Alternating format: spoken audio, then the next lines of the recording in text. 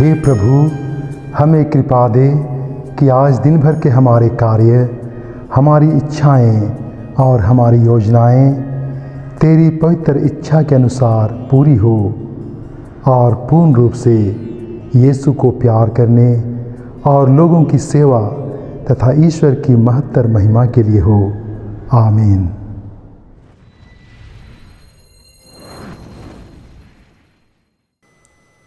संत मार्कुस के अनुसार पवित्र सुसमाचार, अध्याय 2, पद संख्याएं 13 से 17 तक।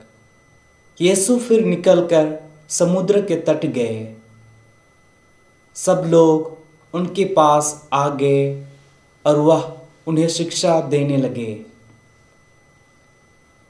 रास्ते में यीशु ने अल्फाई के पुत्र लेवी को चुंगी घर में बैठा हुआ देखा और उससे कहा, मेरे पीछे चले आओ। और वह उठकर उनके पीछे हो लिया। किसी दिन यीशु अपने शिष्यों के साथ लेवी के घर में भोजन पर बैठे। बहुत से नाकेदार एवं पापी उनके साथ भोजन कर रहे थे, क्योंकि वे बड़ी संख्या में यीशु के अनुयायी बन गए थे। जब फरीसी दल के शास्त्रियों ने देखा कि यीशु पापियों और नाकेदारों के साथ भोजन कर रहे हैं, तो उन्होंने उनके शिष्यों से कहा, वह क्यों नाकेदारों और पापियों के साथ भोजन करते हैं?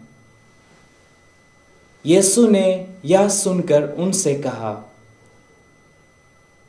निरोगियों को नहीं, रोगियों को वैद्य की जरूरत है। मैं धर्मियों को नहीं, पापियों को बुलाने आया हूं। प्रभु का सुसमाचार।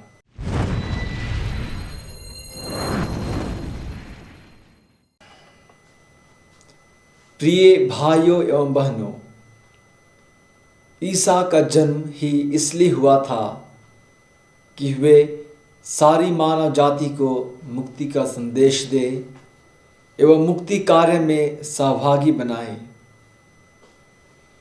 यीशु के लिए किसी प्रकार का कोई सामाजिक बंधन नहीं था या वे नहीं मानते थे। जाति भेद या कार्य का बंटवारा आदि कोई मायने नहीं रखता था। यीशु के लिए सिर्फ एक ही जाति थी, मानव जाति। समुद्र के तट पर लोगों को शिक्षा देने के पश्चात यीशु जब रास्ते से गुजर रहे थे, तब उन्होंने लेवी को न्योता दिया कि वह सुसमाचार प्रचार में सहभागी हो। लेवी ने यीशु के आमंत्रण को तुरंत स्वीकार किया। उस समय लेवियों को नीची या घृणा की दृष्टि से देखा जाता था। फिर भी यीशु लेवी के घर में नाकेदार और पापियों के साथ भोजन करने लगे। यह इसलिए कि उन्होंने उन लोगों के हृदय की थाह ली थी और उनके हृदय में परिवर्तन को भांप लिया था।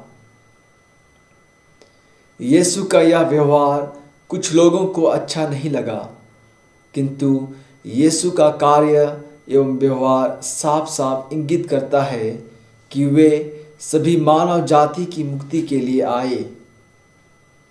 इसलिए आज यीशु हम सबों को सारी मानव जाति के उद्धार के लिए कार्य करने का संदेश देता है।